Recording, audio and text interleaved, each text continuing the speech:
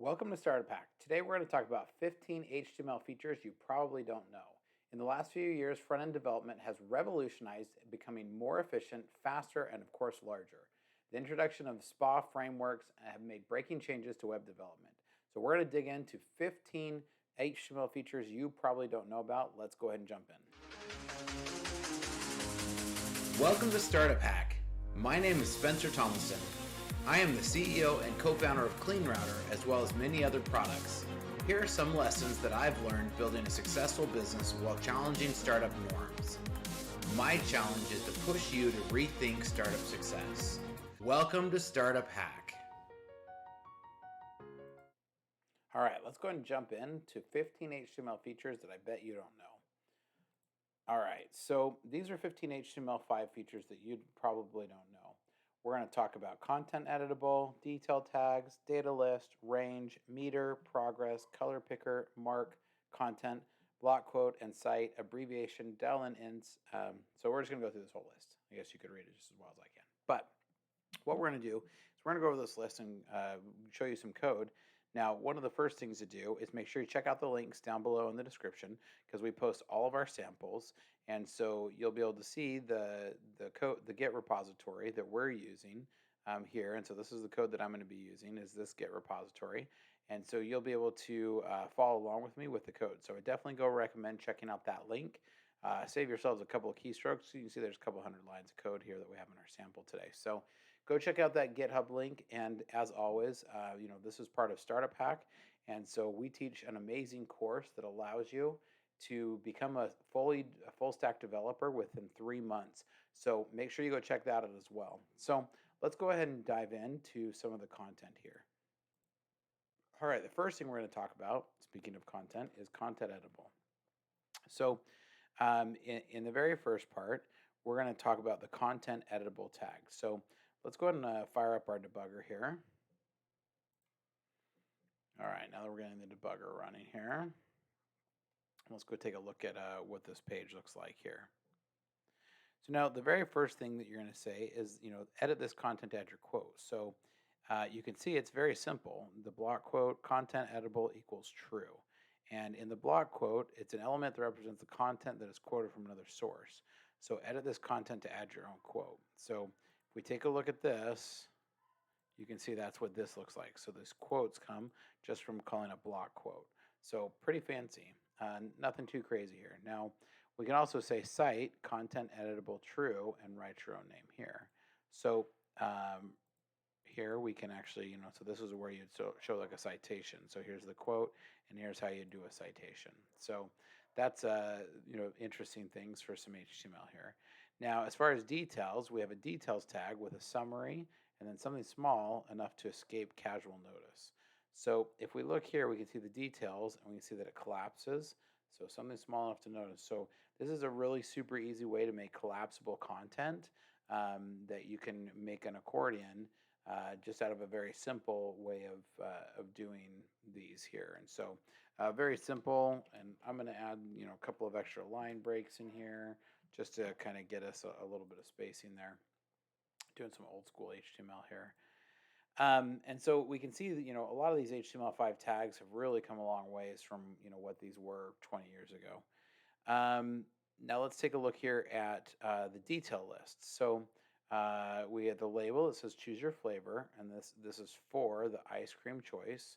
And then we have the list as ice cream flavors. And so in our detail list, or excuse me, our data list, we have ice cream flavors, and then we have all of the different optional values. So let's take a look at what this likes. So if I click this, you can see that we get chocolate, these, and so it's this nice hovering menu, definitely different than our old school drop-down menus. And also we can type ahead, and so this actually works automatically with type ahead too. So a lot of fancy features that come with this one. So again, very different than your old school drop-down list. So instead of a drop-down list, you have your data list. And then you do the for, and it adds this label here. So choose your flavor, notice here. And then we do the list and the ID and all of those. So this is all works together as a data list. Now, we can also get a range control, similar to like audio settings, or if you're trying to set ranges for things. So we can actually turn the volume up. And then as you look at the value of this, you would see, so this is just called audio setting, but really the input is actually of a type range. We give the ID of volume. We can set a min and a max. So this is going to actually turn it all the way up to 11 would be there, and then each of these stops along the way. And you can then see that this label is for volume. So it adds the label, and that's where we get this nice looking label here. You can also see the same thing with cowbell, where you have the max is 100, value is 90, and it does, number of steps. So this tells you how many steps you are. So if I were to change this to 5 and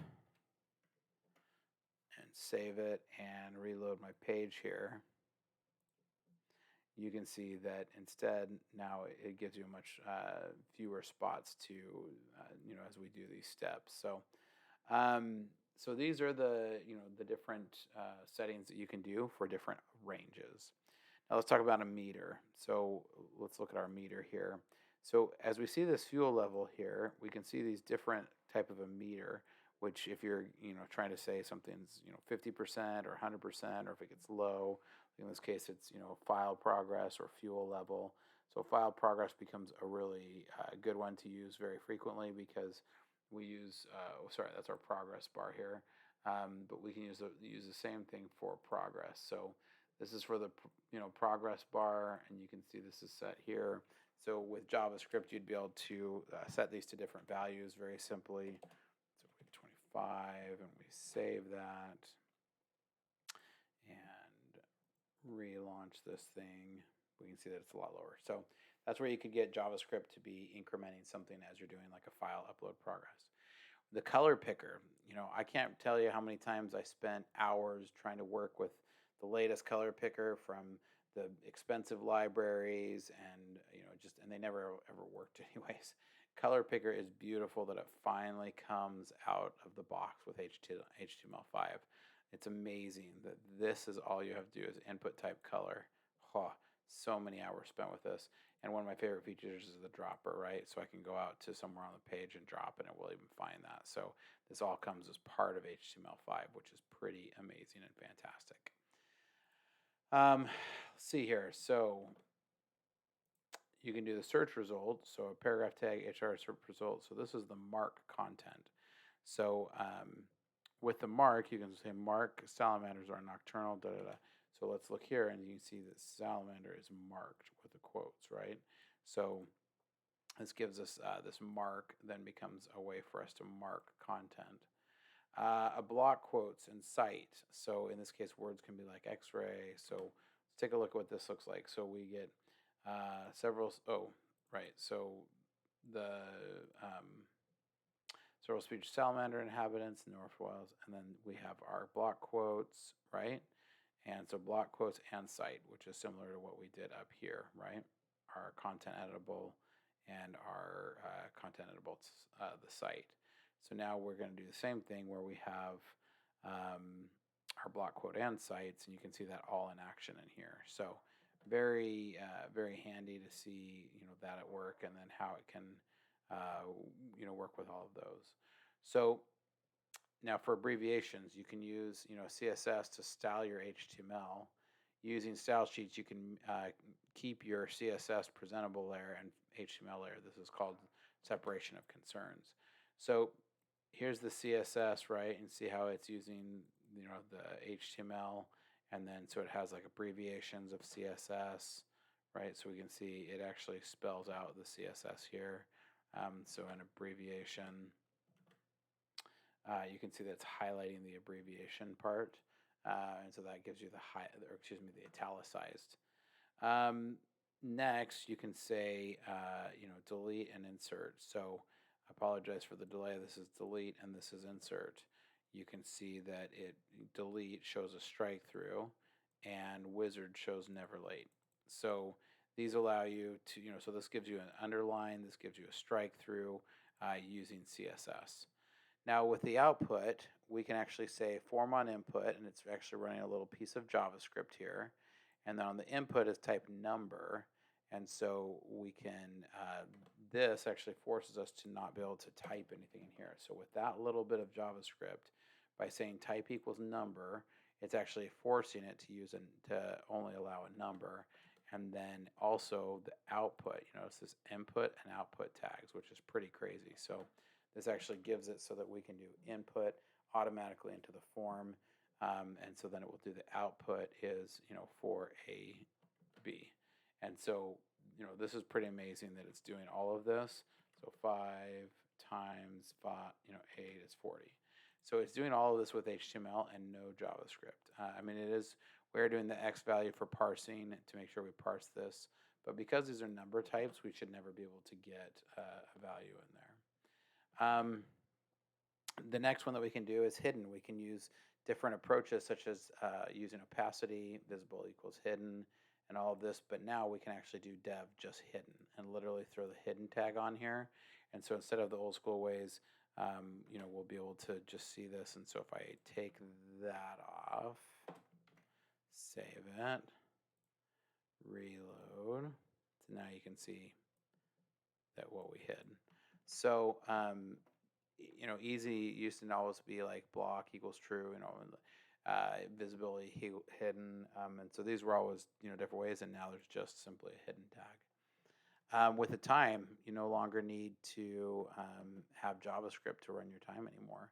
Now we'll do the time for you, and every time the page loads, you can see right here. So it's actually 12:01.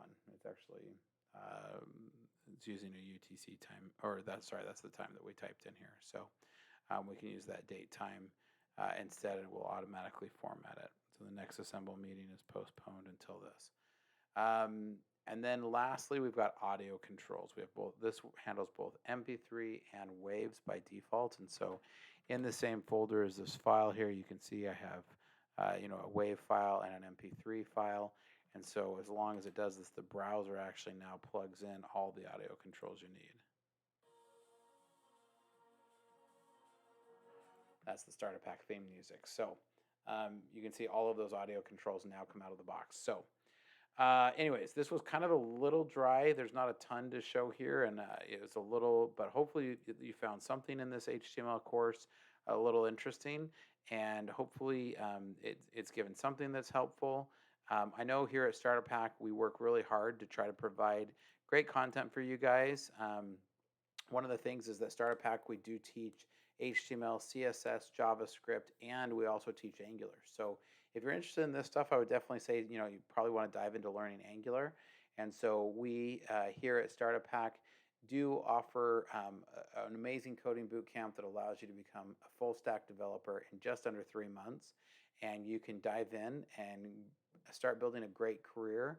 And so make sure you check out the description down below and check out our course, starterpack.com, and we will catch you next time.